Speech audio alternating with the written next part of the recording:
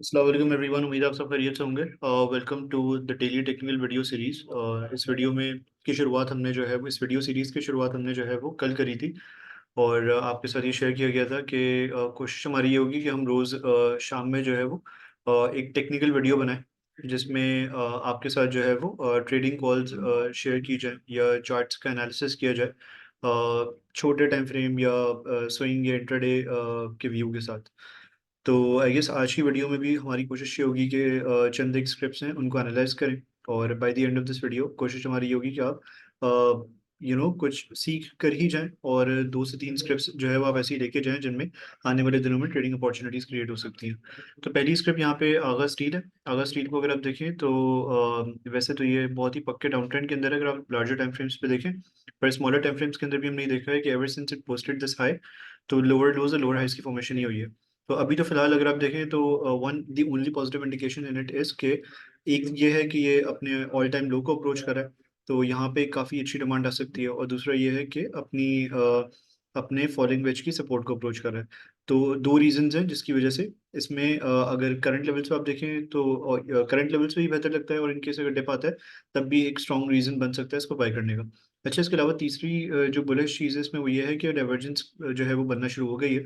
Obviously जो divergence को देखते हैं उनको ये पता है कि डाइवर्जेंस का मतलब कभी भी ये नहीं होता कि शेयर अब रिवर्स हो गया और शेयर अब जो है वो नए हाइज डालना शुरू हो जाएगा। डाइवर्जेंस का मतलब ये होता है कि जिस मोमेंटम के साथ वो गिर रहा है शेयर, या जो भी उसका एग्जिस्टिंग ट्रेंड है, अगर डाइवर्जेंस आना शुरू हो गई है तो वो एग्जिस्टिंग ट्रेंड जो है वो एक डाउट क्रिएट हो जाता है कि शायद वो एग्जिस्टिंग ट्रेंड जो है वो कंटिन्यू ना रह पाए और रिवर्सल जो है हमें देखने में नजर आए। तो ऑब्वियसली ये कभी भी ऐसा नहीं होता कि ये पक्का तो कभी भी नहीं होता। वी वेट फॉर कॉन्फर्मेशन, और कॉन्फर्मेशन मिल जाती हैं जो कि इस केस में फॉलिंग वेज के ब्रेकआउट की सूरत में मिल सकती हैं। तो उसके बाद हम फिर हायर हाइज और हायर लोज की फॉर्मेशन होती हुई देख सकते हैं और फिर अप ट्रेंड को जो है वो शुरू होते हुए देख सकते हैं। अभी फिलहाल चंद एक पॉजिटिव इंडिकेशंस हैं पर कोई कॉन्फर्मेशन नहीं है। कॉन्फर्मेशन आती है तो फिर हम एक अच्छी अपसाइड इसके अंदर जो है वो देख सकते हैं। पर जो बाइंग डिप्स की स्ट्रैटेजी रखते हैं वो करंट लेवल्स पे भी एक्यूमुलेट कर सकते हैं इसको फॉलिंग वेज की सपोर्ट के करीब, या अगर थोड़ी सी डिप मजीद आती आती है तो हॉरिजॉन्टल सपोर्ट लेवल के करीब भी इसको एक्यूमुलेट किया जा सकता है।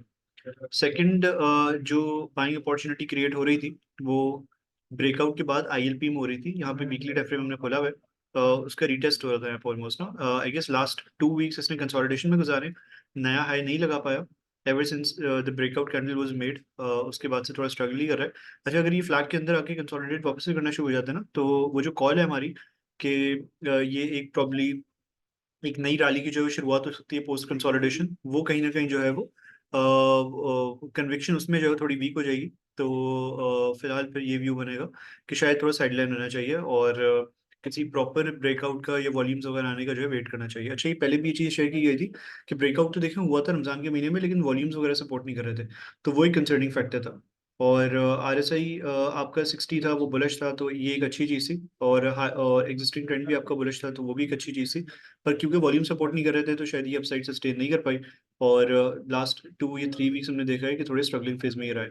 तो अगर इवेंचुअली थोड़े बहुत वॉल्यूम्स रखते हैं, ये रीटेस्ट करके ऊपर चला जाता है, तो फिर शायद हमारी वो कॉल जो है वो वापस से प्ले आ जाए। 77.5 के इनिशियल टारगेट्स होंगे हमारे जो कि हाइज हैं इसके, और फिर 84.5 के लेवल को टेस्ट करता हुआ नजर आ सकता है। थर्ड थर्ड स्क्रिप्ट जो है वो एयरलिंक है। एयरलिंक बाय द वे आपको याद होगा हम ये शेयर कर रहे थे एयरलिंक में, जब इसने ब्रेकआउट दिया था अपनी इस पर्टिकुलर ट्रेंड लाइन को ब्रेक करके, उस टाइम पे भी पेनेंट की फॉर्मेशन हो रही थी। तो वहाँ पे हमने देखा था कि इसने इसको रिटेस्ट करा, कुछ टाइम कंसोलिडेशन में गुजारा, फिर वहाँ से एक अच्छा पिकअप लेके एक हाई लगाया। और हाई लगाने के बाद अगेन वापस इसमें सेलिंग आ गई, और उसके बाद ये नया हाई नहीं लगा पाया और कंसोलिडेशन में ही इसने टाइम गुजारा। अगर आप ओवरऑल पैटर्न की फॉर्मेशन को देखें तो शायद कंसोलिडेशन में अभी भी है ये। आज की कैंडल पे अगर अपसाइड सस्टेन करती, वॉल्यूम्स अगर काफ़ी बेहतर लगे थे, सस्टेन करती अगर, तो शायद ब्रेकआउट भी हो जाता और फिर एक्सटेंशन नजर आ जाती इस रैली की। पर अभी फिलहाल जो है वो क्लोजिंग इस पर्टिकुलर ट्रेंड लाइन रेजिस्टेंस को रिस्पेक्ट देते हुए आई है। तो यहाँ पे इसको थोड़ा देखना होगा। ब्रेकआउट जो है वो क्रूशियल रहेगा आने वाले सेशंस में या कल के सेशन में। अगर हो जाता है तो फिर इनिशियली हम टारगेट कर सकते हैं ये 72 के लेवल्स को टेस्ट करेगा। और उसके बाद फिर हम जो है प्रोजेक्शंस के जरिए नए टारगेट्स इसके निकाल सकते हैं। जो एक कॉमन वे है पेनेंट के या ट्रायंगल के टारगेट्स निकालने का, वो बाय द वे ये है। तो इस हिसाब से अगर हम देखें तो इसके जो टारगेट्स निकल रहे हैं वो ऑलमोस्ट 90 के निकल रहे हैं।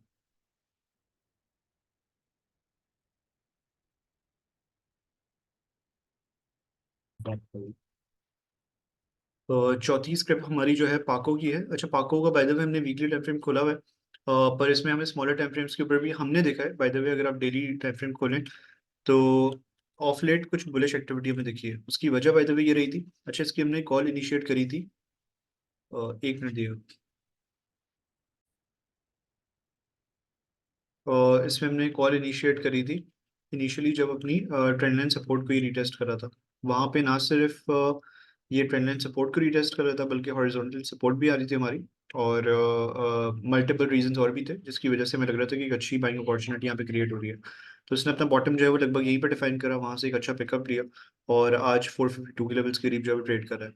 तो इसमें बुलिश व्यू इंटैक्ट है। ऑफ लेट हमने देखा है कि इसने अपने इस पर्टिकुलर चैनल का भी ब्रेकआउट दिया था, पैरेलल चैनल के अंदर ही कंसोलिडेट करा था सिंस पास्ट फ्यू सेशंस। इसने इस पर्टिकुलर चैनल का भी ब्रेकआउट दिया है और उसके बाद हमने देखा है कि अपसाइड सस्टेन ही करे, अपसाइड ने सस्टेन ही करा है। आज भी मार्केट में थोड़ी बहुत करेक्शन आई या प्रॉफिट टेकिंग आई, पर इसने सस्टेन करा है। तो इवेंचुअली हमें लगता है कि अपने मूव को ही कंटिन्यू करेगा और अपनी इसकी जो एक multi year trend line resistance हमने आइडेंटिफाई करी है, जो कि डार्क ब्लैक से हमने यहाँ पे आइडेंटिफाई करी हुई है, इसको टेस्ट करेगा। 462 से लेके 462 से लेके 464 के करीब इसकी काफी स्ट्रॉन्ग रेजिस्टेंस आ रही है। तो हो सकता है यहाँ पे ये स्ट्रगल करे, और अगर in case with good volumes ये ब्रेक कर देता है तो फिर आप नए हाइज इसके अंदर एंटिसिपेट कर सकते हैं। At least I guess last ever since 2020 के जनवरी का जो मंथ था उसके बाद से ये नया हाई पोस्ट नहीं कर पाया है एज सच, अनएडजस्टेड चार्ट्स के ऊपर। तो लगता फिलहाल ऐसा है कि अगर ये इस पर्टिकुलर लेवल को ब्रेक कर जाता है तो ये नए हाइस बनाने की तरफ जा सकता है, जहाँ पे ये इनिशियली शायद जनवरी 2020 के हाइस को टेस्ट करे, जो कि 490 के। तो 490 वुड बी इनिशियल टारगेट। और अगर हम लॉन्ग रन के व्यू के साथ देखें तो इसमें हमने डायनामिक डू सीरीज में भी शेयर करा था कि बहुत तेजी का व्यू बन रहा है। अगर ये इस पर्टिकुलर चैनल, इस पर्टिकुलर सप्लाई जोन को ब्रेक करके अगर बाहर निकल जाता है, ना सिर्फ ये इस पर्टिकुलर सप्लाई जोन को ब्रेक करेगा बल्कि multi year trend line resistance भी ब्रेक करेगा, तो बहुत तेजी हो सकती है इसके अंदर। तो इस पे जो है वो आप नजर रखिएगा। अगली स्टेप हमारी डीजी है। डीजी आपके साथ कल भी शेयर किया गया था कि इसके अंदर बाय द वे फॉर्मेशन हो रही है फॉलिंग वेज पैटर्न की। कंसोलिडेट कर रहा था ये और नए लोज बना रहा था ये, पर ओवरऑल अगर आप वीकली में देखेंगे तो जिसका अप ट्रेंड है वो स्टैब्लिश्ड है, वो इंटैक्ट है। हमने ये देखा था कि इसने ये लो लगाने के बाद जो अपसाइड दिखाई थी, तो ऑलमोस्ट 50% पे रिट्रेसमेंट भी कंप्लीट करी थी और वहाँ पे बॉटम डिफाइन करके इसने पिकअप लिया था।